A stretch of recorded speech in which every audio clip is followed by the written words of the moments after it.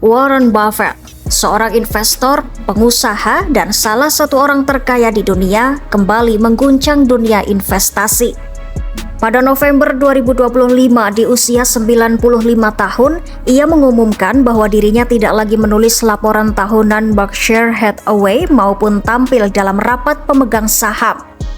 Lewat satu surat yang sangat personal, sering disebut sebagai dalam tanda kutip pesan terakhirnya, Buffett tidak hanya memberi nasihat investasi, tapi juga membagikan kebijaksanaan hidup yang ia kumpulkan selama hampir 1 abad. Apa saja 10 pelajaran hidup yang bisa kita ambil dari surat terakhir Warren Buffett?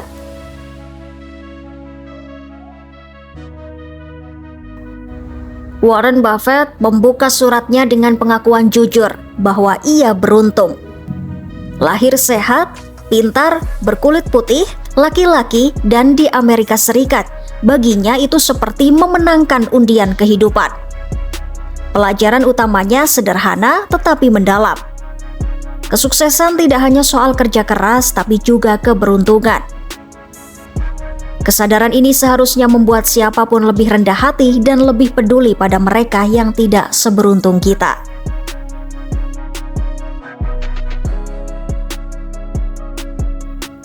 Warren Buffett menghabiskan hampir seluruh hidup dan karirnya di Omaha, Nebraska.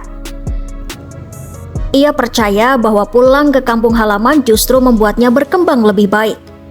Baginya, tempat lahir bisa menjadi sumber kekuatan, identitas, dan stabilitas bila kita mau merawatnya. Kadang, yang kita cari jauh justru sudah ada di tempat kita berasal.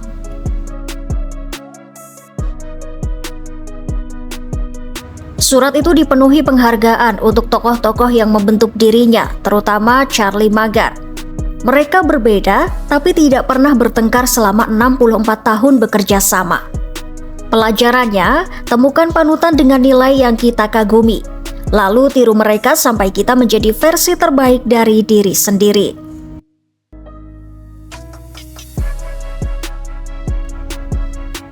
Warren Buffett menolak ide mengontrol masa depan setelah ia tiada.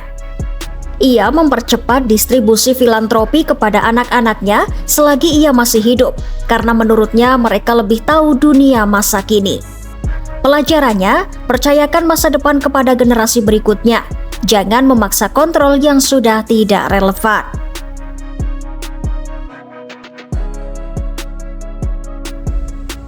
Warren Buffett mengaku ia merasa lebih baik di paruh kedua hidupnya dibandingkan paruh pertama.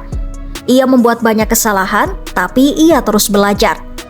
Pelajarannya, tidak ada kata terlambat untuk berubah, memperbaiki diri, atau memulai lembar baru.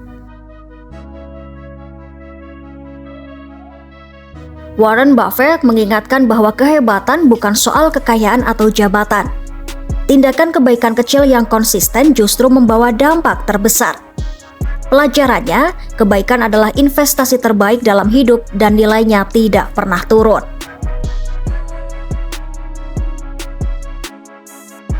Salah satu kalimat yang paling kuat dalam suratnya berbunyi, petugas kebersihan adalah manusia yang sama berharganya dengan ketua. Ini menunjukkan bahwa nilai manusia tidak ditentukan oleh jabatan, kekayaan, atau status sosial.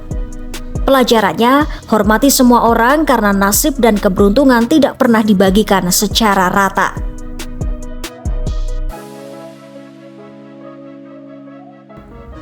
Warren Buffett terinspirasi kisah Alfred Nobel yang berubah setelah membaca obituarinya sendiri. Kita mungkin tidak akan mengalami hal itu, tapi kita bisa menuliskan seperti apa ingin dikenang. Pelajarannya, buat standar hidup Anda sendiri, lalu jalani hidup yang membuat Anda pantas dikenang.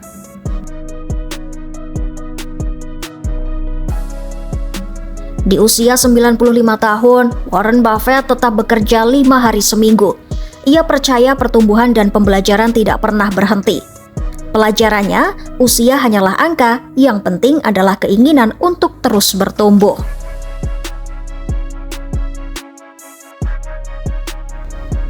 Ini mungkin pesan paling penting. Warren Buffett memutuskan mundur bukan karena tidak mampu, tapi karena saatnya memberi ruang bagi pemimpin baru Greg Abel. Pelajarannya, mundur dengan anggun adalah bagian dari kepemimpinan sejati.